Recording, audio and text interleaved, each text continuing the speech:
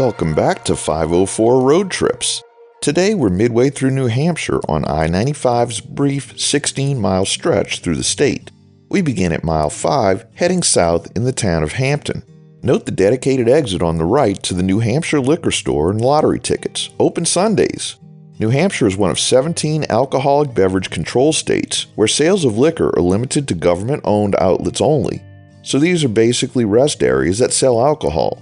And if they have decent prices, they probably do a booming business with the amount of traffic that passes by here every day. I'll refrain from commenting on the potentially dangerous combination of alcohol and an interstate highway since I come from a hometown where you're never more than a mile from a drive-through daiquiri shop.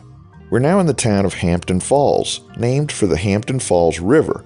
The river meanders around the border of Hampton Falls and Seabrook, and just to the east of I-95 runs through a series of ponds with a drop of about 10 feet, hence the falls. Hampton Falls had a population of 2,403 as of the 2020 census.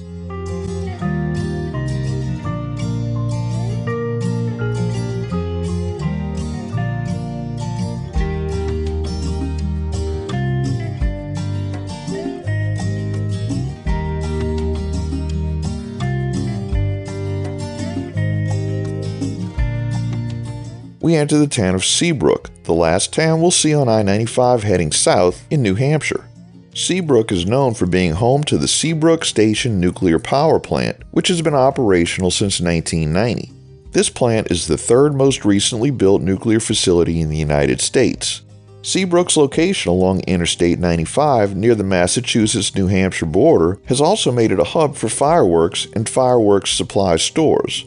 While consumer fireworks are legal in New Hampshire, they're prohibited in Massachusetts, leading many Massachusetts residents to cross the border to purchase them. As of the 2020 census, Seabrook had a population of 8,401. We crossed the state line into Massachusetts, the 28th state we visited on 504 road trips. We're in the town of Salisbury, a popular summer beach resort on the Atlantic Ocean. In 1866, Beach Road opened access to 5 miles of coastline, sparking the growth of a vibrant summer resort with hotels, restaurants, and amusement parks. Attractions included the Flying Horses Carousel, the Skyrocket roller coaster, and a Dodgem ride operating from 1920 to 1980. The resort thrived until the 1960s but declined over time. Here, I-495 branches off at exit 89 to form an outer beltway around the Boston metro area. We get a controlled city of Boston here, although I-95 also bypasses the Boston city limits, but much closer than I-495.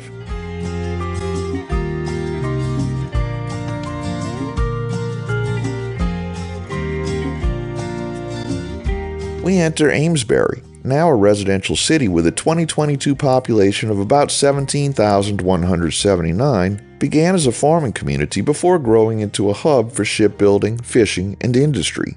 Incorporated as a town until 1996, Amesbury became a city while retaining its historic charm. Ahead is the John Greenleaf Whittier Bridge, named for an American Quaker poet and prominent abolitionist who lived in the nearby area in the 1800s. This takes us across the Merrimack River into the city of Newburyport. Newburyport, a historic seaport and modern tourist destination, has a rich history intertwined with preservation and development. Established as a coastal hub, it remains home to part of Plum Island and thrives on recreational boating, supported by mooring facilities and a Coast Guard station managing the Merrimack River's challenging currents. Its population was 18,289 as of the 2020 census. During the mid-20th century, Newburyport's downtown fell into decline due to competition from strip malls and the rise of automobile travel, which drew shoppers to nearby cities. By 1970, plans were underway to demolish the historic downtown and rebuild it with federal funds. However, a last-minute decision preserved its architectural heritage, and restoration efforts began in the early 1970s. Renovations along State Street and the creation of the In-Street Pedestrian Mall revitalized the area, making Newburyport a model for historic preservation. Today, the city is known for its vibrant downtown with shops, restaurants, and cultural events.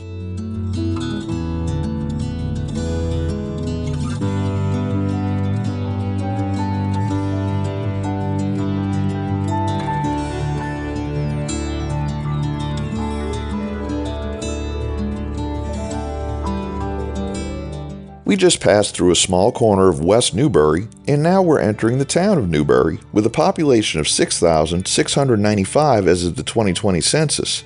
These towns are primarily rural and agricultural with pockets of residential housing.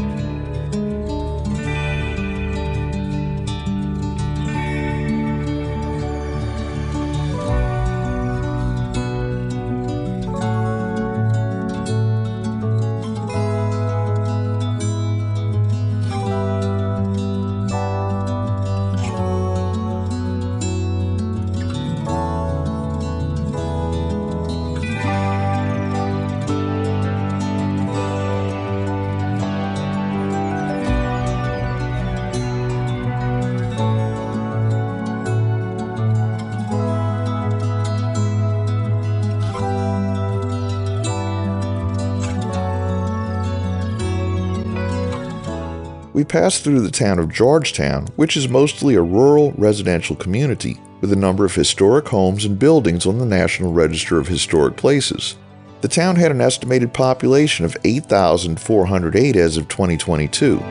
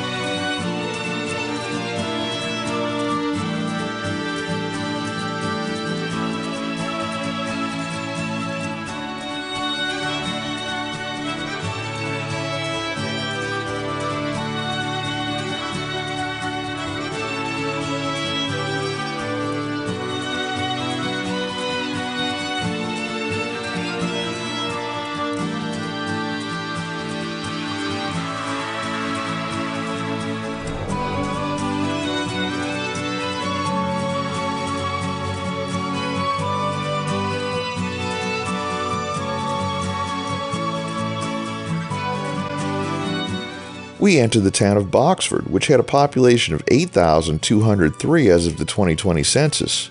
Boxford is divided into two main areas, East Boxford, including Boxford Village, and West Boxford. The town is heavily forested with streams and brooks flowing into the Ipswich River along its southern border. It also features several ponds, including Stiles Pond, Cedar Pond, Spofford Pond, Low Pond, 4 Mile Pond, and Baldpate Pond. Scenic hiking trails wind throughout the area, and the highest point, Bald Hill, stands at 243 feet within the Boxford State Forest near Interstate 95 in the Middleton border. Stone walls, remnants of old farmland boundaries, crisscross the town, reflecting its agricultural past. Located near the center of Essex County, Boxford combines rural charm with small farms and residential areas. During the mid-1970s bicentennial celebrations, Boxford residents traveled to two villages in England named Boxford to trace the town's roots. They determined that Boxford in Suffolk, England, was likely the source of the name. The following summer in 1976, villagers from Boxford, Suffolk visited Massachusetts for a 2-week stay with local families. The transatlantic exchange attracted media attention from the Evening Standard and the BBC program Sally's Dump Truck.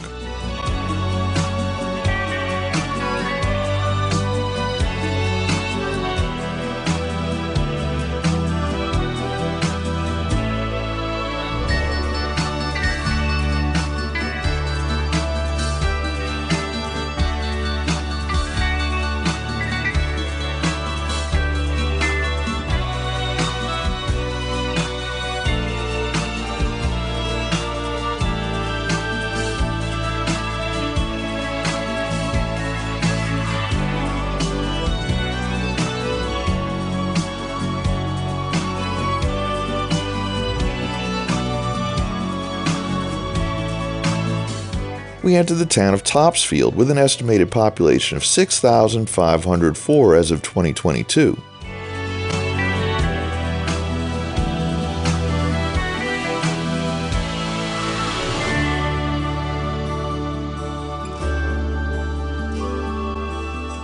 We conclude today's video at mile 71. Thanks for watching.